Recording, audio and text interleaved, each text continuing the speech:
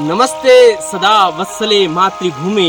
त्वया हिंदू भूमे सुखम वर्धितो हम महामंगले पुण्य भूमे त्वदर्थे पतत्वे सकायो नमस्ते नमस्ते पतत्वे सकायो नमस्ते नमस्ते। नमस्कार मित्रों, आज मैं आपके साथ वासुदेव चमोली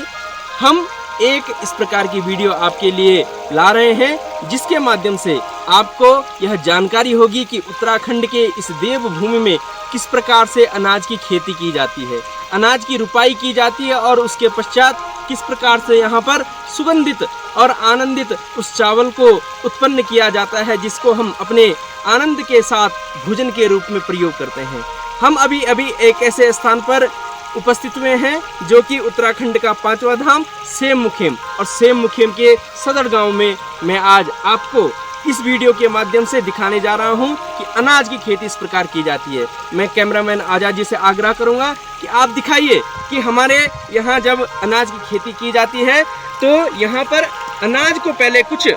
दिनों तक अंकुरित करके और उसके पश्चात लगभग 3 महीनों तक एक ऐसे स्थान पर बोया जाता है जिसको हम बिना कहते हैं, और बिना में ही इसकी उत्पत्ति की जाती है, अर्थात वो कुछ बड़े हो जाते हैं और बिना एक ऐसे स्थान पर होता है जहाँ पर 24 घंटे पानी रहना चाहिए, नहीं तो जो वो अनाज होता है वो सूख जाएगा अगर बिना पानी के। तो इसलिए पानी रहे इसके लिए बिना एक ऐसा स्थान ढूंढा जाता है, रखा जाता है कि जहाँ पर इसकी खेती की जाए। तो मैं आपसे आग्रह करूंगा कि आप इस प्रकार की वीडियो को देखें, और अब हम इसी में आगे हम आपको दिखाने जा रहे हैं कि किस प्रकार से 3 महीने के पश्चात जब ये बिने में अनाज बड़ा हो जाता है उसके पश्चात खेत में किस प्रकार से इसकी रुपाई की जाती है। तो आइए हम आगे आपको हल किस प्रकार से लगाएं, तो इसके लिए रोपणी किस प्रकार से लगेगी इसकी मैं आपको आगे वीडियो दिखाता हूँ। चंदन है इस देश की माटी, तपोभूमि हर ग्राम है, हर बाला देवी की प्रतिमा, बच्चा बच्चा राम है, बच्चा बच्चा राम है। इसके सैनिक समर भूमि में गाया करते गीता है, जहाँ खेत में हल के नीचे खेला करती सीता है। जीवन का आदर्श यहाँ पर परमेश्वर का धाम है,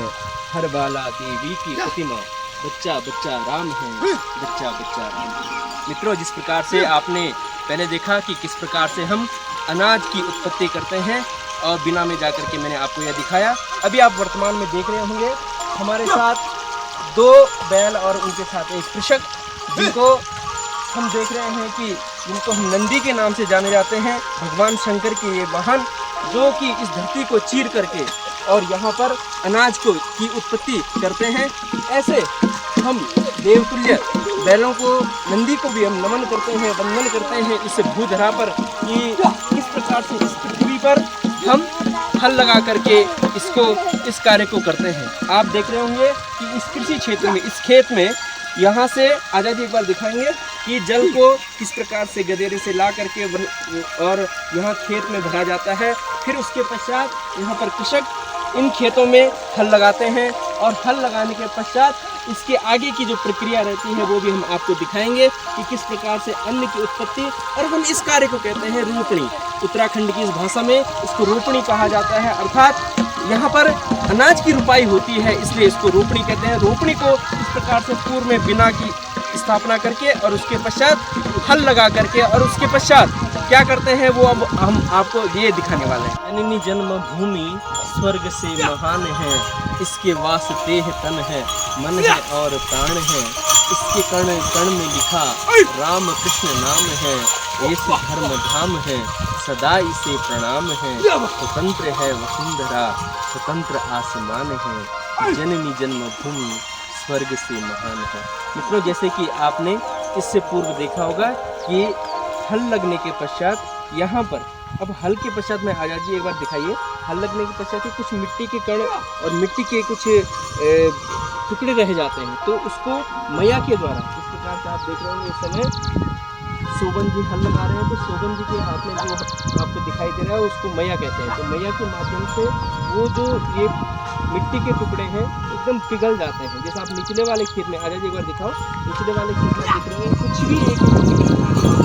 किस प्रकार से हमारे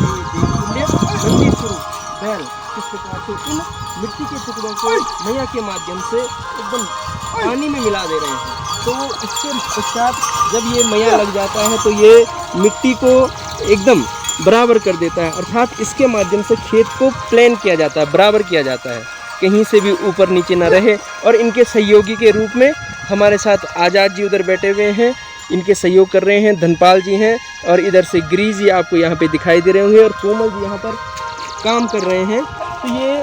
कोने के भी काम होते हैं कि भाई खेत के जो दोनों तरफ या चारों तरफ से जो कोने छूट जाते हैं, कहीं पे हल नहीं पहुँच पाता है और या फिर कहीं पे घास रहती है तो उनको भी निकाला जाता है। नीचे आपको जो मेंढ दिखाई दे रही है जिसको गढ़वाली में बिटूड़ कहा जाता है, तो उनको भी एक प्रकार से पहले काटा जाता है